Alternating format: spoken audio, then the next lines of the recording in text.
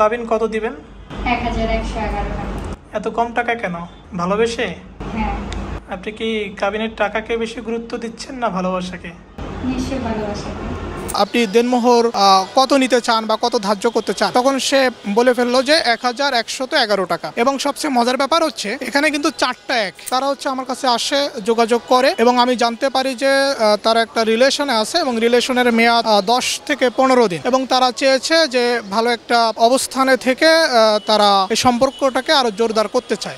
সেই জায়গা থেকে আমি যখন এই বিয়ের কার্যক্রমটা শুরু করি এবং মেয়েটিকে জিজ্ঞেস করি যে আপনি দেনমোহর কত নিতে চান বা কত ধার্য করতে চান, তখন সে বলে ফেললো যে 1111 টাকা। এবং সবচেয়ে মজার ব্যাপার হচ্ছে এখানে কিন্তু 4টা এক এবং সে এটাকে ব্যাখ্যা করলো এভাবে যে আমার ভালোবাসায় কোনো ত্রুটি নাই, এই কারণে আমি এই অঙ্কটাকে সমান করে রাখলাম, অর্থাৎ 4টা এক 1111 টাকা। তো আমার কাছে এটা খুব ভালো লাগছে যে যেখানে হচ্ছে অনেক মেয়ে এক প্রকার কাবিনের ব্যবসা শুরু করে দিচ্ছে, সেখানে এরকম একটি মেয়ের কাজ করতে পেরে আমি নিজেকে আসলে আইনজীবী হিসেবে ধন্য মনে করছি। আসলে আমরা এটাও দেখি যে বিয়েগুলো দীর্ঘস্থায়ী হয়, আবার হয় না। আমরা দুই ধরনের পরিস্থিতি দেখি। অনেক সময় বিয়েটা আবেগে হয়, পরবর্তীতে যখন সংসার লাইফে যায় দুইজনের মধ্যে অনেক ঝামেলা তৈরি হয়, সেই ঝামেলা থেকে বিয়েটা স্থায়িত্ব পায় না। আর অনেক সময় দেখা যায় যে না, আমি আমার জীবনকে স্যাক্রিফাইস করে যাকে ভালোবেসে গ্রহণ করেছি তার সাথে সারা জীবন কাটাবো, সেখানে কিন্তু দুইজনের পক্ষ থেকে স্যাক্রিফাইসটা করতে হয়। 30 লাখ টাকা দেনমোহর সেটাও কিন্তু ভালোবেসে ছিল। যে ছেলেটা ওই আপুটিকে ভালোবেসেছিল সে ভালোবেসে কিন্তু 30 লাখ টাকা দেনমোহর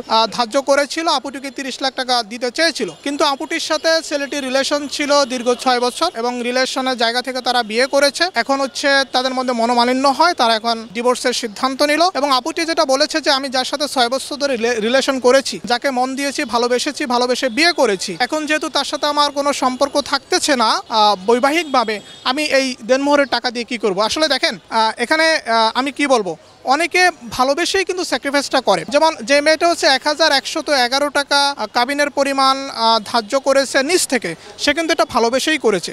আর যে মেয়েটা তার হাজব্যান্ডের কাছ থেকে দেনমোহরের পাওনা 30 লাখ টাকা রিসিভ করলো না, সেও কিন্তু ভালোবেসে এটাই করেছে। অর্থাৎ তারা দুইজনেই ভালোবাসার জায়গা থেকে এই কাজগুলো আসলে হয়ে থাকে। এইমাত্র হচ্ছে শাহিন ভাই এবং হচ্ছে শায়লা আপু একে অপরকে ভালোবেসে বিয়ে করলো। সবচেয়ে বড় ব্যাপার হচ্ছে তারা কিন্তু বিয়ে করার পরে প্রেম করবে সিদ্ধান্ত নিয়েছে। আমরা জানি যে আমাদের সমাজে প্রেমের নামে অষ্টামি চলে, তারা সেটা হয়তো করতে চায় নাই, তারা প্রথমেই বিয়ে করে নিচ্ছে, বিয়ের পরে হচ্ছে প্রেম করবে। এবং আরেকটা গুরুত্বপূর্ণ তথ্য হচ্ছে যে এই শায়লা আপু হচ্ছে কাবিনের টাকা অর্থাৎ দেনমোহর সে নিজ থেকে বলেছে 1111 টাকা, যেটা আমার খুব ভালো লেগেছে। ওকালতি জীবনে কিন্তু এরকম দেখি নাই যে এত কম টাকা দেনমোহর নিয়ে থাকে।